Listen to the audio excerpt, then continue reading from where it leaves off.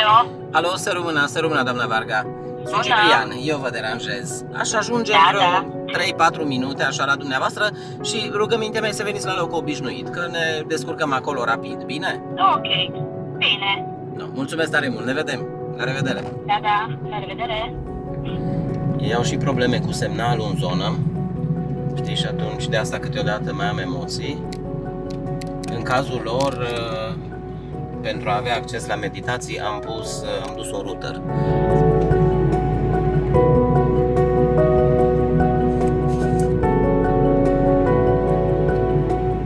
Și acolo e locuința lui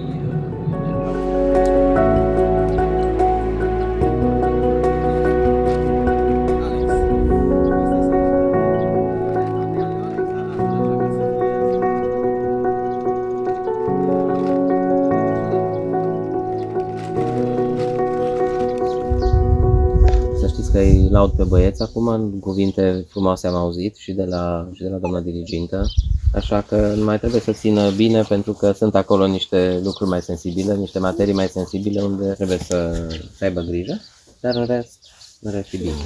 Și eu mă bucur când intră, că n-au avut probleme cu nici unul, nici altul și tu, Alex, foarte bine ca prezență, chiar dacă la tine a fost mai greu, tehnic, cu semnalul, da, intră băieții și lumea zice că așteaptă e cea mai grea. Vă cum vi se pare? E grea? Sănătate multă și ne auzim bine. Eu o să mai trec pe la voi, mai am niște lucruri.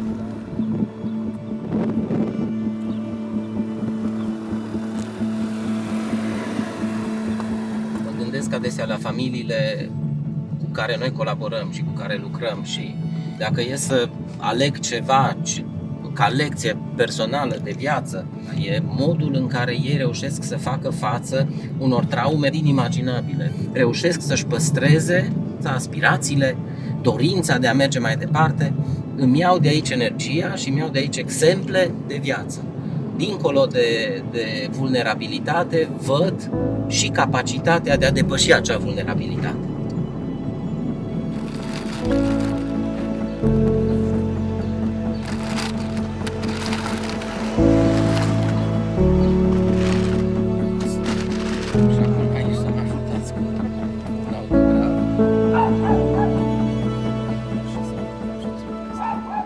Și asta a fost una din lecțiile pe care le-am învățat de-a lungul întregii mele activități, că e o linie fină întotdeauna între tentația de a face mai mult și de a ajuta și că e important ca această linie să nu fie trecută. Dacă nu vom învăța această persoană sau familie sau copil să își gestioneze propriile situații, noi nu vom avea succes, pentru că vom crea așteptarea ca altcineva să fie tot timpul acolo.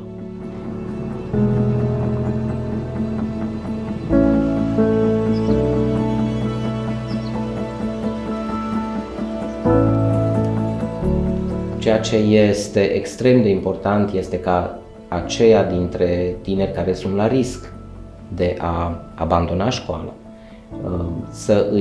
să le fim alături, tocmai pentru că educația reprezintă pentru ei unica soluție de a depăși situația de vulnerabilitate pe care poate o moștenesc de-a lungul a generații.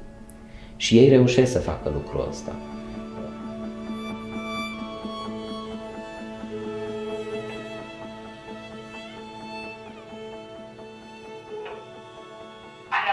Alo, să rămână, doamna dirigintă, Ciprian Tehei vă deranjează.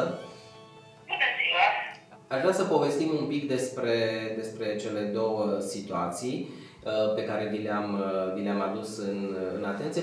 Din păcate, în ultima lună am văzut că au mai fost și niște absențe, așa că dacă îmi puteți spune cum stau lucrurile.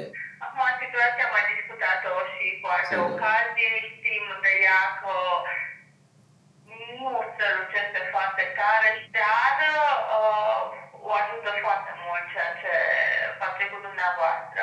Am reamintit situația de anul trecut, când a fost în vară corigențele la matematică și din câte mi-amintesc ați susținut lecții exclusive numai pentru ea. Și a ajutat foarte mult, deoarece am promovat clasa și acum la lucrat așa. Suntem acolo, lucrăm, suntem în primele linii, alături de profesori, alături de reprezentanții acestui sistem. Dar dacă ne uităm de sus, vedem că acest sistem e perceput ca fiind greoi, neprietenos și nu răspunde întru totul nevoilor, mai ales a celor mai vulnerabili. Sprijinul școlii e vital aici. Sunt copii vulnerabili care au nevoie de un tip de asistență specială pe care, din păcate, profesorii, oricât de bine pregătiți ar fi, nu reușesc să le ofere. Numărul de copii e mult mai mare raportat la numărul de profesori și la un număr pe care un profesor îl poate gestiona.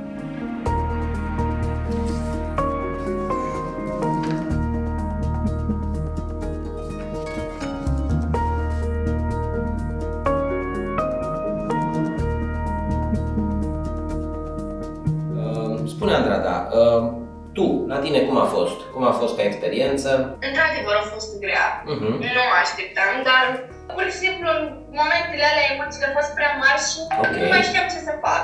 Ăsta e și scopul simulării, să vă obișnuiască în principal cu treaba asta, adică cu atmosfera de examen, cu condițiile examenului.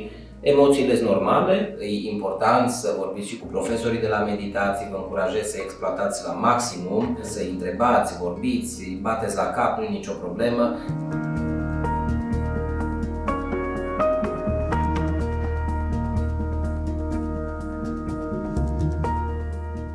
Despre Ciprian se zic multe. Adică nu e Ciprian e omul și a fost omul care s-a implicat în absolut orice. A fost nevoie de ceva, Ciprian era acolo. Avea o problemă cu tableta, Ciprian era acolo. Nu conta că era 7 seara, că el era acolo, venea și te ajuta. Că a fost pără de tabără, că a fost pachete, că a fost orice, chestie mică. A fost recent, am fost și eu, nemai fiind implicat în fundație, totuși m-a ales pe mine să mă duc la o conferință legată de literația digitală în București.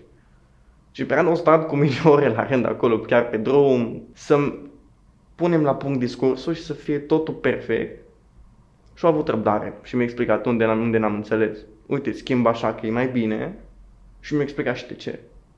Adică sunt grande chestii care el s-a implicat personal în fundație, să facă tot pentru copii, ca și cum ar fi familia și copiii lui. Tot ceea ce se întâmplă în acest tip de muncă presupune relații, presupune relaționare, presupune conectarea cu oamenii.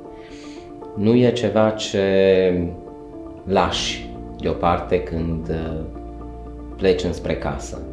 E ceva ce duci cu tine, e o povară dacă vrei, mai ales a situațiilor delicate, care nu te părăsește, nu e un întrerupător magic pe care să îl folosim.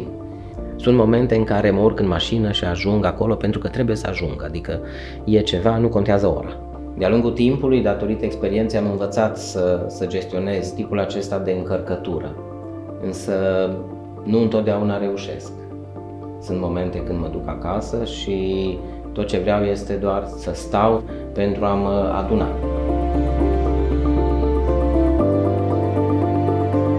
Eu mă bucur tare mult să văd că familiile și copiii cu care noi colaborăm au făcut mari progrese. Părinții sunt foarte responsabili și simt implicați și suntem împreună în acest proces. Noi suntem acolo să îi ajutăm atât pe copii cât și pe părinți să crească.